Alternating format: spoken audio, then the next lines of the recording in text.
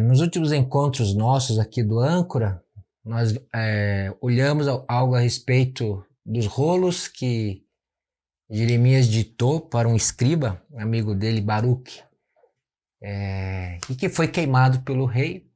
Também olhamos um pouquinho sobre uma carta que ele escreve para aqueles primeiros judeus que Nabucodonosor levou para a Babilônia. Sempre lembrando, acho que é importante você que está acompanhando Jeremias entender que tem duas datas importantes aqui.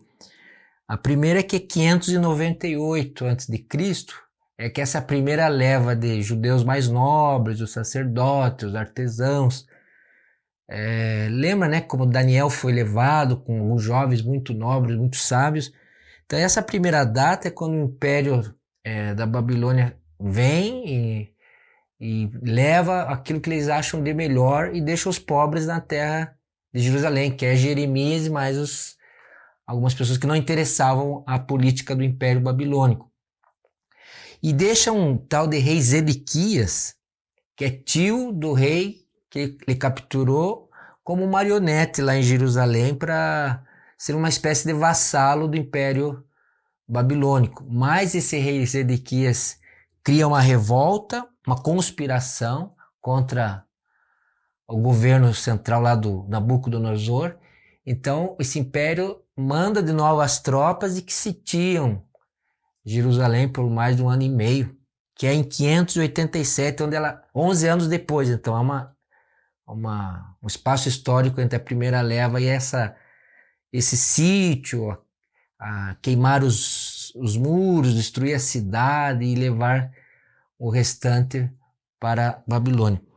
Nesse espaço de 11 anos que nós vamos olhar hoje é o capítulo 32, que também tem uma temática de um tal do campo que Deus manda Jeremias comprar.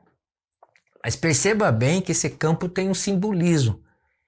Ele não é uma profecia como as outras, apenas do conselho de Deus, da exortação através de uma palavra. Não é escrito, como foi feito no rolo. Não é uma carta que Jeremias escreve para aquela primeira turma que está lá na Babilônia, para eles se firmarem lá na terra. Esse terreno que Deus manda o profeta comprar tem um simbolismo, eu poderia dizer para você que é o mesmo que da carta. Se a carta foi uma carta de esperança para aqueles que já estavam na Babilônia, a compra desse terreno é uma esperança para todo o povo, tanto os que estão lá quanto os que estão na Jerusalém. Esse campo, pense você, comprar um terreno, comprar uma propriedade em tempos de guerra, em tempos de cerco, em tempos que Jeremias já disse que ali será destruído, não haverá nada ali. Ele não vai poder construir uma casa dos sonhos nesse campo, nesse terreno. Ele não vai poder plantar vinhas ou qualquer outro tipo de produto ali. Ele não vai poder curtir, apreciar. Então, por que é que Deus manda o profeta comprar um campo? Pagar, nós vamos ver, porque Deus tem, através dessa aquisição, dizer que Jerusalém será ainda uma terra de investimento. Vai ser próspera. Há futuro para aquele povo, há futuro para aquela região, para aquele lugar geográfico, porque Deus, nos seus planos, tem renovação, tem vida. É bom pensar, né, que num cenário de guerra, Deus manda o profeta fazer uma ação hiper, incrível, assim, meio. As pessoas talvez vissem Jeremias comprando um terreno naquela época, mas que louco esse profeta, que bobagem, né? Uma palavra de censura, mas que esquisito esse profeta comprar um terreno, sendo que nós estamos prestes a ser invadidos, né? Então nós vamos abrir lá em Jeremias 32 e vamos ler algumas partes do capítulo 32. Primeiro, os versículos 1 e 2 vão dar para nós esse contexto que eu estava explicando. Como sempre faz, ele dá o contexto de qual é o rei, qual é o momento da ação e do ensino de Deus. Capítulo 32 diz assim, acompanha aí. Esta é a palavra que o Senhor dirigiu a Jeremias no 10º ano do reinado de Zedequias, rei de Judá, que foi o 18º ano de Nabucodonosor. Naquela época, o exército do rei da Babilônia sitiava Jerusalém, e o profeta Jeremias estava preso no pátio da guarda, no palácio real de Judá. Jeremias está com a liberdade restrita. É uma prisão, não é uma prisão domiciliar, mas uma prisão bem melhor do que as outras que ele já experimentou. Parece que é num local da pátio da guarda, né? Dentro do palácio de Judá. Ele está, então, como em muitos momentos nós vimos aqui, ele está sendo perseguido e está sempre impopular. Aí vem o versículo que Deus dá ordem, né, para Jeremias, e Jeremias diz: o Senhor dirigiu-me a palavra nos seguintes termos: Anameel, filho do teu tio Salum, virá ao seu encontro e dirá: compre a propriedade que tenho em Anatote, porque sendo o parente mais próximo, você tem o direito e o dever de comprá-la. Conforme o Senhor tinha dito, meu primo, Anameel, veio ao meu encontro no palácio da guarda e disse: compre a propriedade que tem em Anatote, no território de Benjamim, porque é o seu direito de posse de resgate. Compre-a. Deus revela que, por inspiração divina, que Jeremias vai receber uma visita de um parente. Lembrando, né, que essa cidade que você ouviu aqui, a cidade de Anatote, ela está a 5 quilômetros aproximadamente a nordeste de Jerusalém. Então é uma vila perto da capital, que é a terra natal da família de Jeremias e de Jeremias também. Esse terreno, claro que Jeremias não precisava de um terreno, muito menos porque não era a época de fazer compra. A pergunta que você pode fazer é o que Deus tem para comunicar através desse ato de adquirir, né? Você vai ver que ele faz todo o processo legal. Por exemplo, no versículo 17 diz assim: na presença deles, dê as seguintes instruções a Baruque. Baruque é aquele escriba amigo de Jeremias. Assim diz o Senhor dos Exércitos, Deus de Israel: tome esses documentos, tanto a cópia selada como a não selada da escritura de compra, e coloque-a num jarro de barro, para que as conserve por muitos anos. Porque assim diz o Senhor dos Exércitos, Deus de Israel: casas, campos e vinhas tornarão a ser compradas nesta terra. Depois que entreguei a escritura de compra a Baruque, filho de Nerias, orei ao Senhor. Antes de nós entrarmos nessa oração que Jeremias talvez vai querer mais esclarecimentos, é o segundo ponto aqui do nosso encontro âncora, ele paga nesse terreno 17 ciclos de prata para esse seu parente que vem visitá-lo. Ele paga, faz a escritura e manda o Baruque colocá-la num vaso de barro. Você já deve entender, né, que vaso de barro é o melhor lugar para se conservar qualquer produto como cereais, água, vinho. Era a grande forma de proteção, de conservação, de transporte no mundo antigo.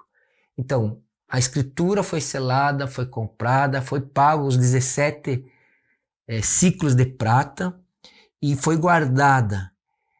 E aí está nesse texto o motivo por que Deus manda Jeremias fazer isso. Primeiro porque o profeta comprando um terreno numa situação de penúria, de medo, de pânico, de sabendo que a hora que aquele exército babilônio entrar vai ser um arraso para quem ainda vive na cidade. Aqui existe uma mensagem para que eu e você possamos pensar. Quando é que a gente deve ter esperança? Não só no que significa ter esperança em Deus aqui, né? Qual é a nossa esperança? Nossa esperança é no Senhor Jesus. A esperança que eu tenho e que você deve ter é em Deus. A esperança nossa é em Deus. Mas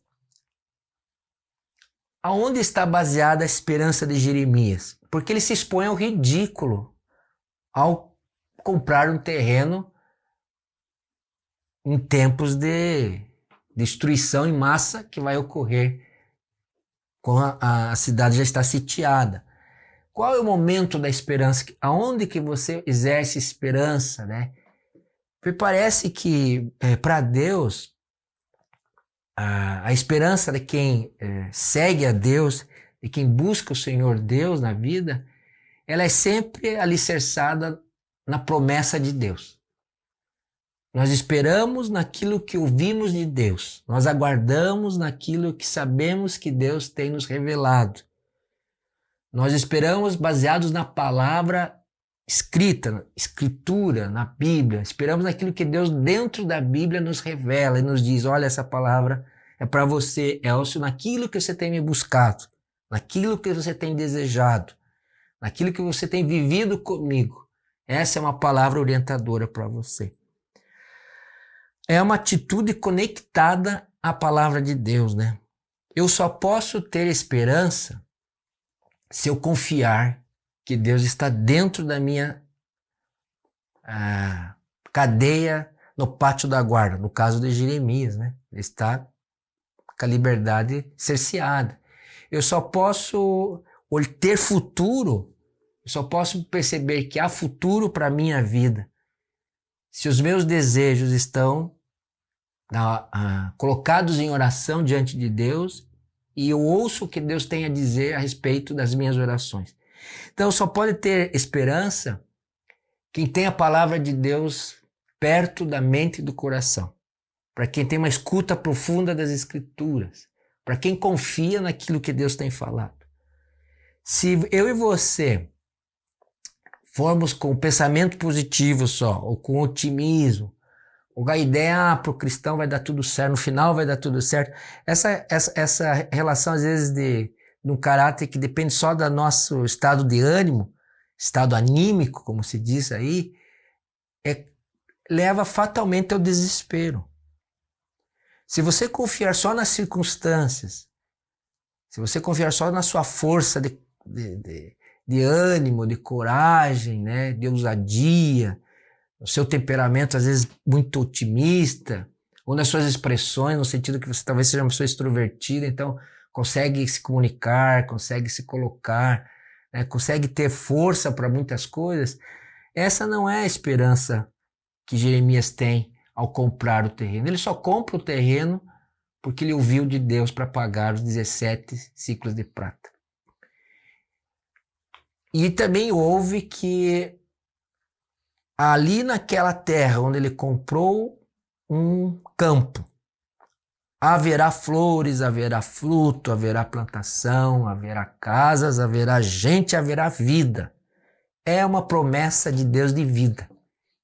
Ele compra o terreno, mesmo que ele está vendo que o exército babilônico está prestes a entrar em Jerusalém, porque ele sabe que, segundo a palavra de Deus, aquela terra vai ser habitada e haverá novamente vida plena, vida abundante na capital. Haverá povo, haverá crianças, haverá comida, haverá vida, haverá toda essa riqueza das relações e da vida social que ele já experimentou em outrora. O desespero não. O desespero é quando a gente está sobrecarregado com a nossa própria emoção apenas e vendo os cenários das circunstâncias, medindo os obstáculos, vendo o tamanho da montanha que está à sua frente. Bom, desespero, todos nós podemos vivê-lo e experimentamos de vez em quando, de vez em sempre, não é? Experimentamos as angústias, os temores, as tristezas. Por isso que lamentamos e oramos. A esperança é uma iniciativa que eu tenho a partir da fé. Esperança vem pelo Espírito Santo à medida que ele me relembra a palavra bíblica, a palavra da verdade, a palavra de Deus. Esperança não se prende no concreto. mesmo contra as aparências. Veja, existe um exército no lado de lá do muro, mesmo contra todas especialmente quando as aparências ou circunstâncias são adversas. Mesmo que você esteja olhando na sua vida, medindo o tamanho da sua queixa, vendo o tamanho do gigante que está à sua frente, sentindo tamanha dor no coração, né? Angústia. A atitude conectada à palavra de Deus dá convicção de que Deus irá completar o trabalho que Ele já iniciou na sua vida. Deus está trabalhando no seu caráter, na sua vida e na sua família. Mesmo contra todas as aparências, eu quero dizer para você, espere em Deus, porque ainda você vai louvá-lo pelo que Ele há de fazer na sua vida. Não sei se você está em oração ou está à espera em Deus, por uma manifestação da graça de Deus. Não sei o quanto você tem orado por uma questão na sua vida e o que você vê é realmente nada acontecendo daquilo que vocês têm orado, né? Buscado de Deus. Ou pior, né? Às vezes a gente está esperando em Deus, está buscando na palavra, tem às vezes até uma promessa que Deus traz das Escrituras para o seu coração sobre aquele assunto. Isso eu estou falando de um relacionamento assim de época, de tempos, de um processo longo da sua vida. Você tem clamado, orado, Deus te dá uma palavra, você entende que aquilo é do Espírito Santo para a sua vida, mas aí os tempos passam, então parece que a sua esperança começa a questionar, mas é que Deus disse isso mesmo para mim? Mas as circunstâncias que eu estou vendo são adversas e está acontecendo aquilo que eu não gostaria que estivesse acontecendo. O que eu quero dizer com isso é assim, às vezes a gente está esperando em Deus, com fé na palavra recebida, e você não vê o que você busca acontecendo. Pior, você vê aquilo que você não queria ver, que é o caso de Jeremias aqui. Ele compra esse terreno, faz a escritura, faz todo o processo legal, e isso deve ter repercutido naqueles que estão em Jerusalém. E ele deve ter tido oportunidade, ou Baruque, que tinha mais liberdade, deve ter tido oportunidade de explicar os motivos da compra desse terreno. Mas quando ele olha para a linha do horizonte, ele só vê cerco, inimigo, guerra, morte, fome, peste. Todo o contexto de 1 ano e meio, talvez, de uma cidade sitiada, de pessoas morrendo de fome. Mas como eu ter esperança se os meus olhos só veem desgraça? Que é o caso de Jeremias. Como eu ter esperança que esse terreno que eu comprei na minha terra natal um dia vai ter vida lá, porque eu só vejo aquilo que eu não queria ver, só vejo a morte, só vejo a frustração. Então eu quero que você se anime, porque muitos de nós, os filhos de Deus, se você é um cristão, um crente, quando estamos esperando e orando por algo na nossa vida, quando a gente vai olhar, vê o contrário. Ou seja, não é que eu não estou vendo nada.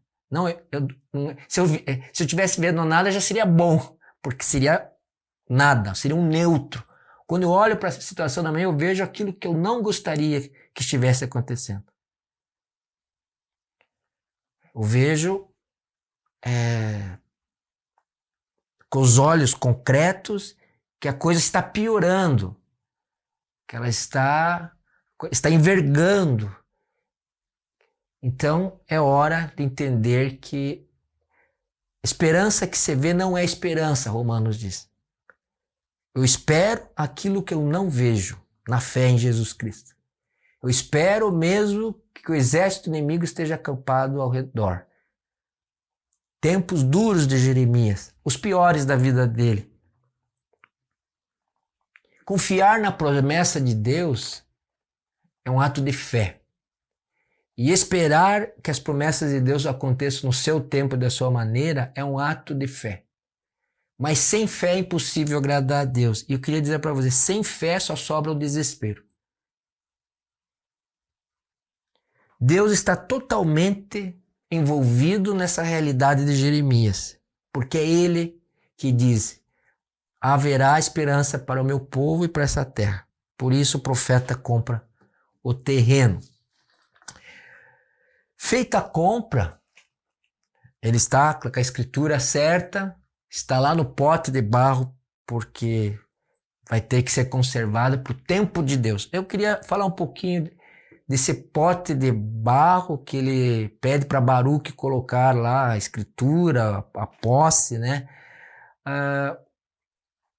Não foi imediato que Deus fez o campo de Jeremias crescer flores, frutos ou poder receber uma casa em cima nesse campo. Não foi de imediato.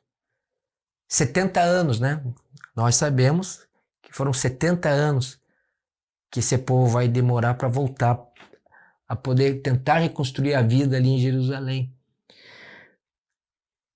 Essa é a linha cronológica longínqua, assim. Você pode estar pensando aí do outro lado, né, da câmera, nossa, mas se Deus me fizer esperar mais do que eu já estou esperando, eu vou enlouquecer, eu vou definhar, eu não vou suportar. A boa notícia para você é que como o tempo pertence a Deus, Ele sabe das nossas limitações quanto ao cronos, o cronológico, quanto a essa espera. Ele sabe que o pote de barro pode conservar. Ele sabe que até onde eu posso ir. E Ele está livre para ouvir as minhas súplicas de salmistas que dizem assim: não te demores, ó Deus. Lembra desses textos? Não se retarde em cumprir as tuas promessas. Até quando, Senhor, esquecerás de mim para sempre?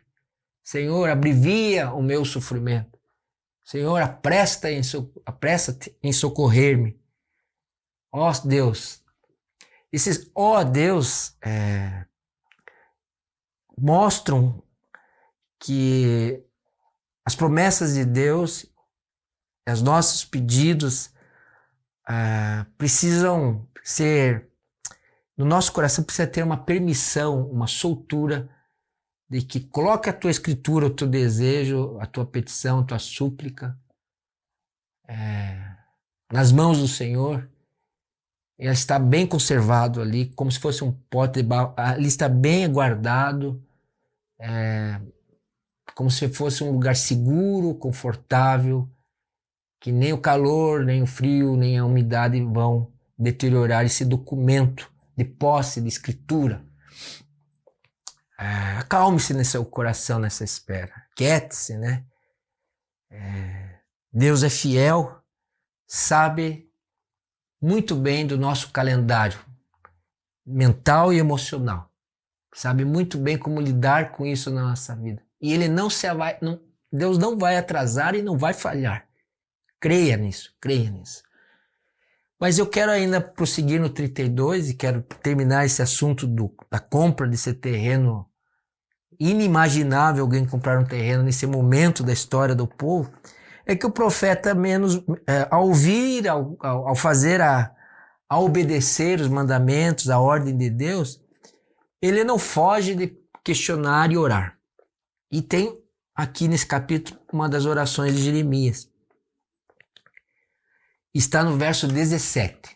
Após ele guardar a escritura, fazer tudo o que Deus mandou, vamos ler pelo menos do 17 ao 20.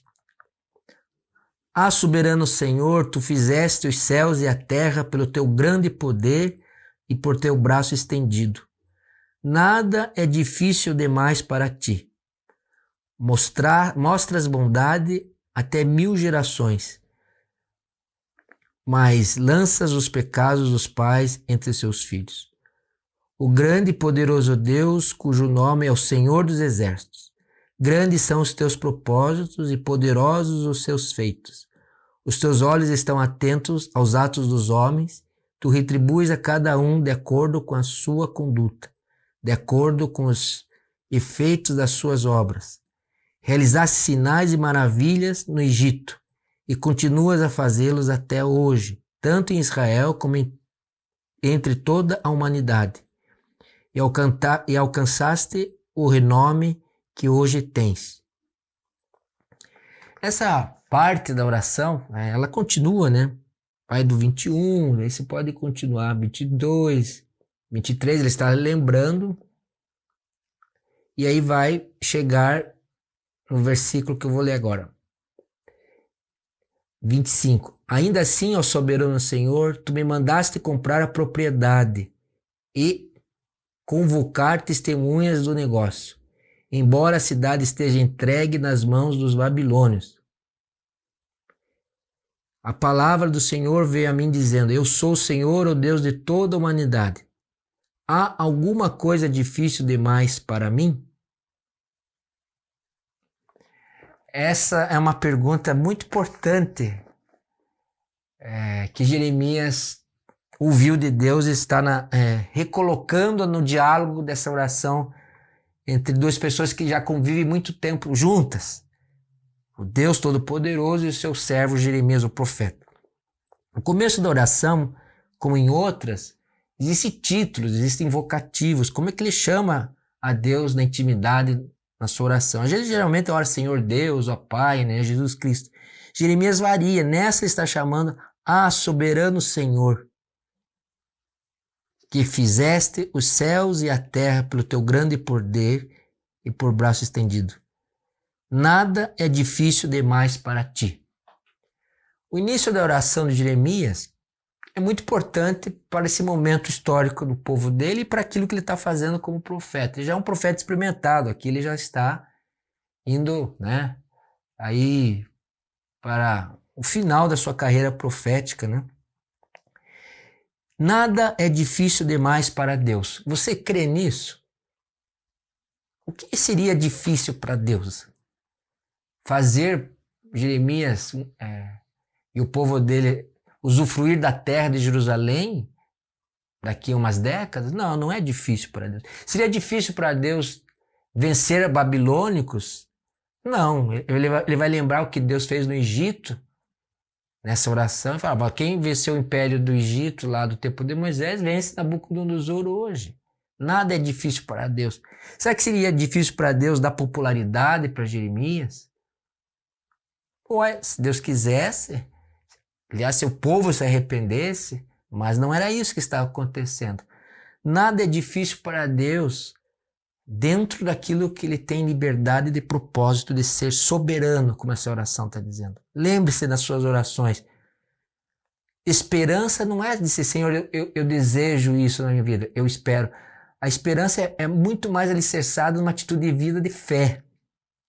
Às vezes eu uso de sinônimo isso. Eu desejo tanto uma nova Bíblia, eu espero ter um novo livro, como se fosse sinônimo. Mas na esperança cristã está envolvida todo o caráter de Deus, porque Deus está envolvido na fé que eu tenho no meu coração. Devido ao seu amor, eu tenho fé. E devido à fé, eu espero a ação de Deus no meu presente e no meu futuro. A esperança cristã lança o meu olhar, que há amanhã para mim. Há amanhã para nós, porque Ele é soberano, Criador, e nada é difícil para o nosso Deus. Tomara que você diga um amém aí do outro lado. Nada, exatamente nada é difícil para Deus. Bom, Nabucodonosor não é destruído nessa etapa da vida de Jeremias, porque os planos de Deus já foram ditos a Jeremias, são outros. Nada é difícil para Deus, por isso eu tenho esperança. Depois, no versículo 18, e eu quero ler só uma frase aqui, dentro dessa oração: mostras bondade até 1000 gerações, mas lança os pecados dos pais sobre os filhos. O grande e poderoso Deus, cujo nome é o Senhor dos Exércitos. Aqui tem o segundo título, o segundo invocativo, que você já deve ter percebido: o Senhor dos Exércitos. Época de exércitos, o bélico é muito forte nessa vida de Jeremias, e que Deus sabe lidar com os pecados das gerações. Aqui não é uma maldição de pais para filhos de pecado. O contexto aqui é que Deus sabe medir o pecado e fazer a justiça. Sabe medir os pecados dos pais e dos filhos, das gerações diferentes, de uma geração para outra, mas exercer misericórdia e perdão. Aliás, a vida de Jeremias toda, nessas 4 décadas de ministério, é um convite à misericórdia, que Deus está pronto a perdoar esse povo, se esse povo se humilhar e se arrepender. O Deus poderoso, Senhor dos Exércitos, conhece os seus pecados. conhece as minhas falhas, conhece as minhas recaídas, conhece as suas voltas e vindas. E como nada é difícil para ele, ele sabe exercitar justiça e misericórdia juntas. Ele sabe construir um processo de cura e de restauração do coração pecador através do perdão, através da restauração, através da cura. Por isso que a partir do 20, eu não vou esmiuçar essa oração, Jeremias olha para trás e relembra como ele fez justiça, como ele fez misericórdia, como ele fez livramento na história do povo. Ele traz o Egito de memória. O que Deus tem feito por nós na nossa história são muitas coisas. Traga na memória o que pode te dar esperança. Naquele momento, Jeremias está trazendo na memória aquilo que Deus fez e lhe dá esperança. Os muitos milagres, aqui diz os muitos sinais, as muitas restaurações, o grande livramento do êxodo do Egito através de Moisés. Mas também os muitos momentos onde Deus perdoa a iniquidade do seu povo, quando ele pede a Deus e reconhece, eu preciso, Senhor Jesus, ou preciso, Senhor Deus, de perdão, da tua misericórdia. Nada é difícil demais para Deus, nem mesmo perdoar, nem mesmo oportunizar consolo, livramento, não por obras de justiça que seus filhos façam. Não. É como diz a oração de Daniel 9, não é porque temos obras de justiça, mas é pelo amor do teu próprio nome. Ou seja, para aquilo que o Senhor é, ó Deus, pela sua natureza misericordiosa, pelo seu caráter, então o Senhor conceda com misericórdia. No versículo 26 a 28, existe essa pergunta. No 27, né? Eu sou o Senhor, o Deus de toda a humanidade. Não há ninguém fora. Deus é Deus único. Há alguma coisa difícil demais para mim? Essa é uma pergunta que Deus está fazendo ao profeta. Está dizendo, eu vou trazer o juízo, realmente vai acontecer a invasão. No texto você vai ver, no capítulo de Deus, novamente relembra Jeremias o que vai acontecer. Mas deixa uma pergunta para Jeremias que talvez caiba para nosso coração. Há alguma coisa difícil demais para mim? Esse mim aqui é Deus, né? Eu penso que, às vezes, na minha incredulidade, não sei se você passa por isso, eu posso até comprar o campo e ter esperança. Bom, se Deus disse que vai um dia ter vida aqui, então eu vou obedecer ao campo da esperança. Eu tenho um terreno lá, eu faço a escritura, faço tudo legalmente, tem testemunhas, coloco num lugar para conservar, porque um dia eu vou usar essa escritura para dizer esse lugar é meu, para que eu possa ter vida e construir a esperança para esse lugar. Eu posso entender que eu tenho sido fiel e tenho uma caminhada com Deus, como Jeremias diz, e na minha oração revelar que meu coração ainda tem algo vacilante, tem ainda questionamentos, tem um certo zigue-zague na minha mente, na minha intuição, nos meus sentimentos de que mas será mesmo que Deus está fazendo a obra dele? Está trabalhando a meu favor, vamos dizer assim, né? Será que Deus está trabalhando naquilo que eu tenho orado e buscado dele? Será que Deus está trabalhando, talvez no turno da noite, porque eu não estou enxergando nada de bom acontecer, só estou vendo coisas que eu não gosto de ver? É duro viver assim como Jeremias.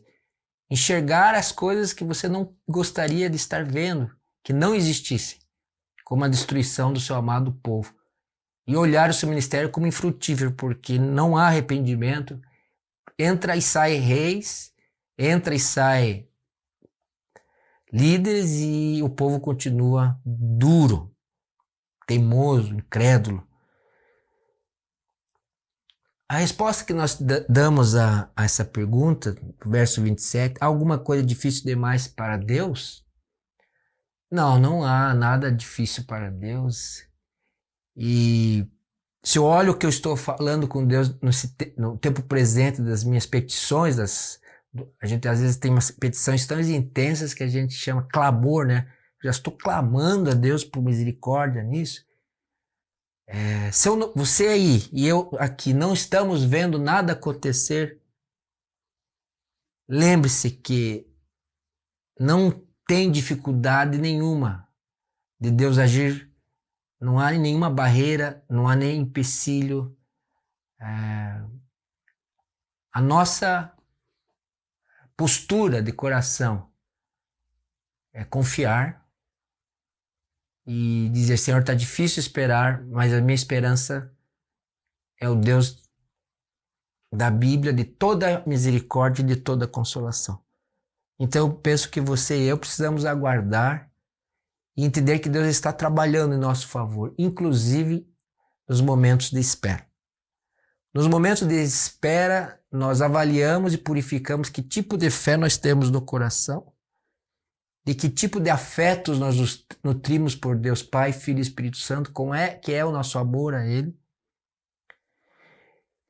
Nesses momentos de espera também nós aprendemos a nos humilhar, porque é uma atitude assim, de autoesvaziamento à medida que Deus diz: espere, Elcio, espere, Elcio, espere, Elcio. E eu tenho comigo assim, não está no texto isso, mas está no meu coração. E se Deus quiser fazer diferente do que eu estou clamando, é porque é o melhor para mim. Eu penso que no seu amor perfeito, que venha a vontade de Deus sobre a minha. O que Deus trouxer para a sua vida como resposta à sua espera, à sua fé confiante, acolha, porque é o melhor para você.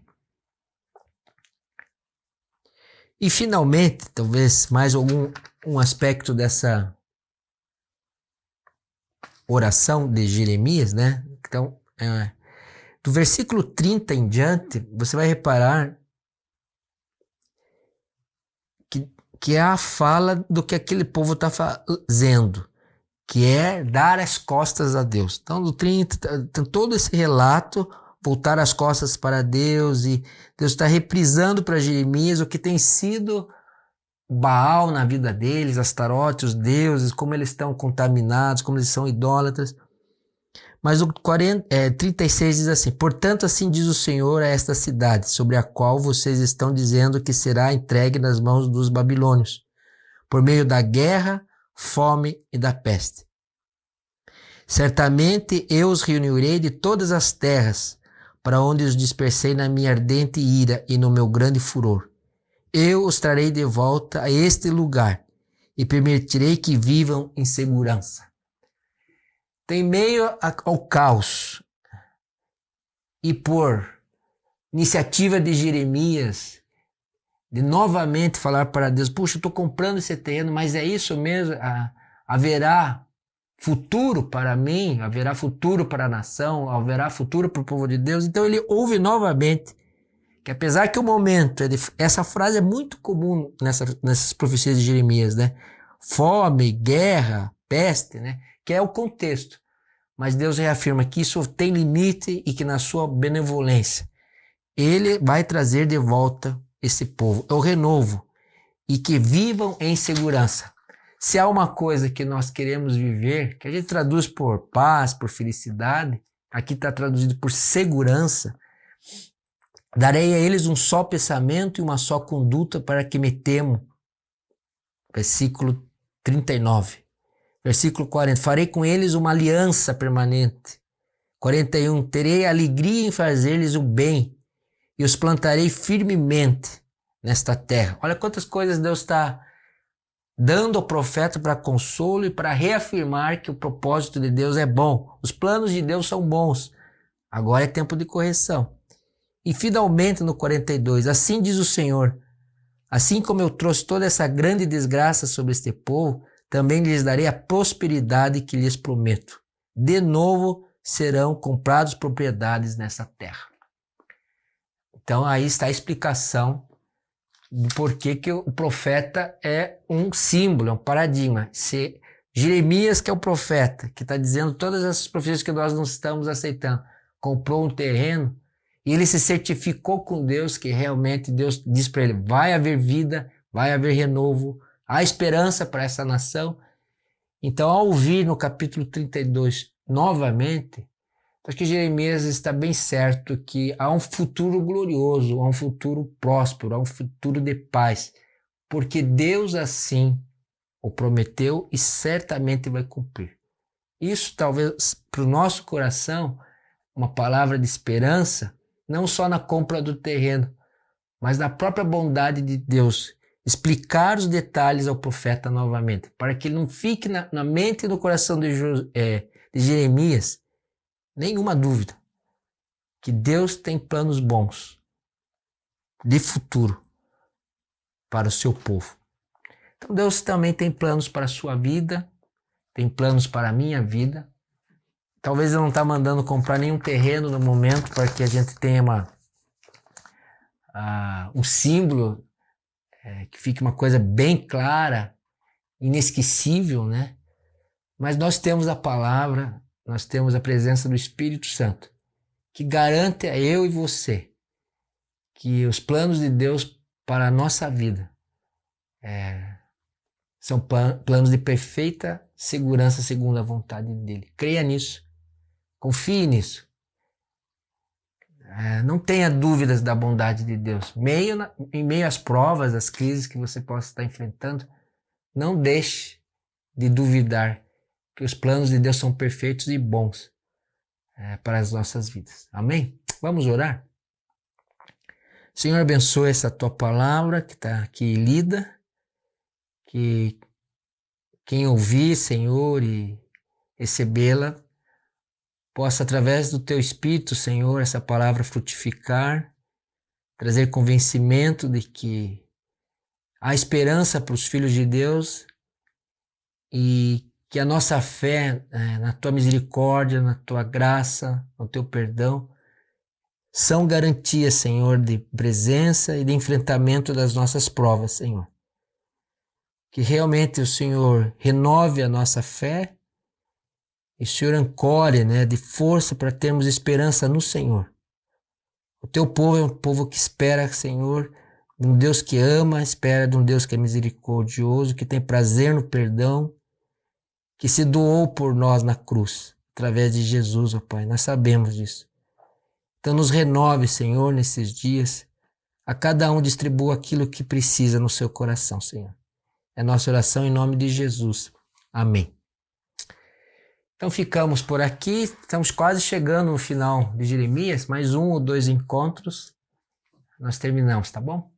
Até semana que vem.